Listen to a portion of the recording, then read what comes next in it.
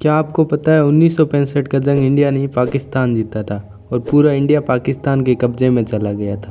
पर दरिया दिल्ली दिखाते हुए पाकिस्तान ने पूरा हिस्सा भारत को वापस लौटा दिया। ना, ऐसा हम नहीं, पाकिस्तान की इस स्कूल बुक में लिखा हुआ है। इतना ही नहीं, हिंदुस्तानी काफिर हैं, धोखेबाज है, ये सब 4th स्टैंडर्ड से ही सिखाया जाता है। फिर यही नादान बोलते हैं रहने नहीं देना चाहिए, जब तक मुसलमान नहीं बनेगा तब तक इधर न रहने दें। मतलब यहाँ के जो हिंदू हैं उनको इस्लाम कबूल करवाना चाहिए जी। और इसी दुश्मनी में रुककर इनमें कुछ इस प्रकार की नफरत पैदा होती है। उनकी औकात ही नहीं है कि वो हमारे साथ लड़े। हम मुसलमान हैं, हमारा जज्बा ही नहीं है। हम मुसलमान हैं, वो हमारे साथ लड़ ही नहीं सकते। लेकिन क्या आपको पता है इस नफरतों का जन्मदाता एक ही आदमी है। अगर वो नहीं होता तो इंडिया पाकिस्तान अलग ना होते। Number 1, culture. लेकिन नहीं, पाकिस्तानी टेक्स्ट बुक सिखाती है कि मूर्तियों की पूजा करने वाला काफिर होता है। मेरे अपने ही भांजे ने मतलब स्कूल में उसको पढ़ाया गया कि काफिर का मतलब बुतों की पूजा करने वाला। सोचने वाली बात है कि ये सुनकर हिंदू बच्चों पर क्या बीतती होगी। यहाँ तक कि क्लास 6 की सोशल बुक में ये लिखा होता है कि इंडियन के घर उनके दिलों की तरह छोटे होते हैं। और ऐसा भी लिखा है कि इंडियन अंधेरे और गंदे घरों में रहना पसंद करते हैं। यहाँ तक कि मंदिरों के बारे में भी यही लिखा हुआ है, जहाँ हिंदुस्तानी नकली मूर्तियों की पूजा करते हैं। बताया जाता है इंडिया में बाल विवाह एक आम बात है और औरतों की इज्जत तो ना के बराबर की जाती है कि हिंदू जो है अपनी बेटियों को सही से ट्रीट नहीं करते, उनको मार देते। भले ही ये पुराने जमाने में होता था, पर आज की सच्चाई क्या है वो तो सब जानते हैं। और यही नहीं, बच्चों को ये भी पढ़ाते हैं कि पहली दफ़ा लिबास सिलने का काम पाकिस्तान में ही शुरू हुआ था।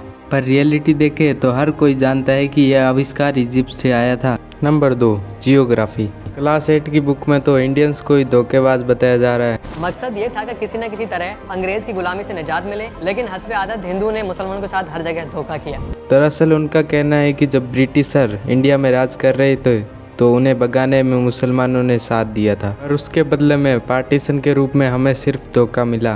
लेकिन एक्चुअल हिस्ट्री की बात करें तो ढाका में 1906 में एक मुस्लिम लीग बनाई गई, जिसकी हार 1937 में कांग्रेस पार्टी द्वारा हुई। कांग्रेस आम लोगों को साथ लेकर चली, इसलिए पंजाब, यूपी, बंगाल के मुसलमान किसानों को लगा कि वो खतरे में है। उन्हें लगा आम लोगों को बढ़ावा मिलेगा तो हमारा रुतबा कम हो जाएगा, हमारी ज़मीन सब में बांट दी जाएगी। इसी रुतबे को बचाए रखने के लिए इंडिया पाकिस्तान पार्टीशन की नींव रखी।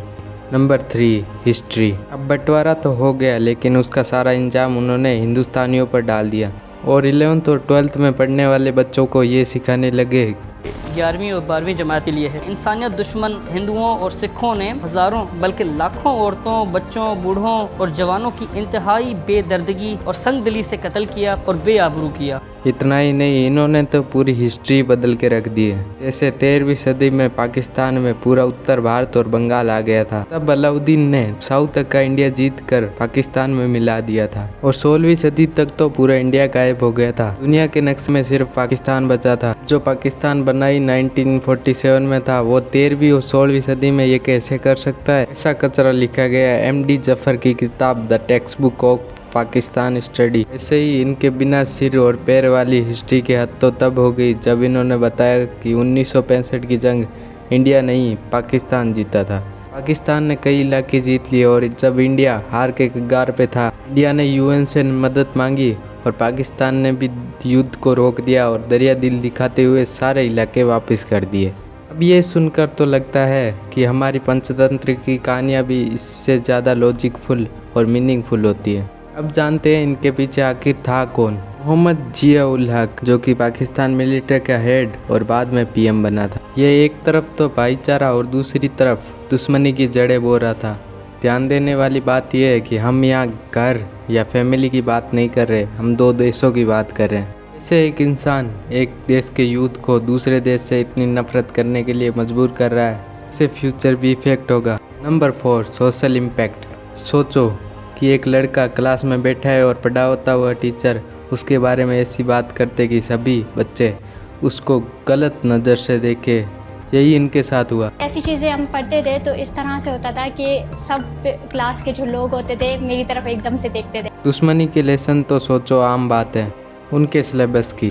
इसका नतीजा प्यू रिसर्च सेंटर के अनुसार पाकिस्तान दुनिया की तीसरी सबसे इनटॉलरेंट कंट्री है और ऐसी गलत चीज़ें पढ़ाओगे तो लोग तो इन्फ्लुएंस हो गई। और ये बात खुद पाकिस्तान के राइटर और हिस्टोरियन के अजीज़ ने अपनी book the murder of history UK की यूनिवर्सिटी से पढ़े हैं। और शायद जब वो पाकिस्तान से बाहर गए हो तब उन्हें असली हालतों के बारे में पता चला हो। इस वजह से वो कहते हैं कि पाकिस्तान की टेक्स्ट बुक गलत उदाहरण, गलत डेफिनेशन और झूठे बयान से भरी हुई है। कई जगह पर तो सरासर झूठ और आधा सच या वन साइडेड ओपिनियन बताए गए हैं। अब एक और पाकिस्तानी बुक में इंडिया के बारे में गलत इतिहास सिखाया जा रहा है, दूसरी ओर इंडिया में सच्चाई पढ़ाई जाती है, जिसके कारण हिंदू और पाकिस्तान आज प्यार से रहते हैं और अपना कीमती वक्त फिजूल की बातों में लगा कर काम की चीज़ों में लगाते हैं। कुछ पाकिस्तानी प्रोफेसर सच का साथ देते हैं, लेकिन मेरा ये कहना है कि कम से कम हमें दानिस्ता झूठ जो पैदा किए गए हैं उन्हें निकाल देना चाहिए। दे नो कि स्टूडेंट की मेंटेलिटी पर इसका क्या असर हो रहा है। Number 5, opinions. ये सब आप भी देखते हो। जब रिपोर्टर ने उनके युवाओं से पूछा इंडिया के बारे में तो उन्होंने क्या जवाब दिया? उनकी औकात ही नहीं है कि वो हमारे साथ लड़े। हम मुसलमान हैं, हमारा जज्बा ही नहीं है। हम मुसलमान हैं, वो हमारे साथ लड़ ही नहीं। ये बातें सुनकर साफ समझ आ रहा है कि लोगों का ब्रेन वॉश इस हद तक किया गया है। युवा ही नहीं, टीनेजर बच्चों के दिमाग में भी ये सब भरा गया है। इसी नफरत कहाँ से रही है? जब बच्चों से पूछा गया कौन करता है लड़ाई, उन्होंने जवाब दिया इंडिया वाले करते हैं ज्यादातर। एजुकेशन का ही नहीं, मीडिया का भी इन्फ्लुएंस है, क्योंकि इसी इन्फ्लुएंस के चलते बच्चों के मन में बदले की भावना भी आ गई है। हाँ, वो उनके बदला लेंगे, वो उधर से उनका बदला लेंगे। अब सोचने वाली बात है कि ये टीनेजर पाकिस्तान का आगे जाकर भविष्य बनेंगे। यही बच्चे आज भारत को एक देश तक मानने से इनकार कर रहे हैं।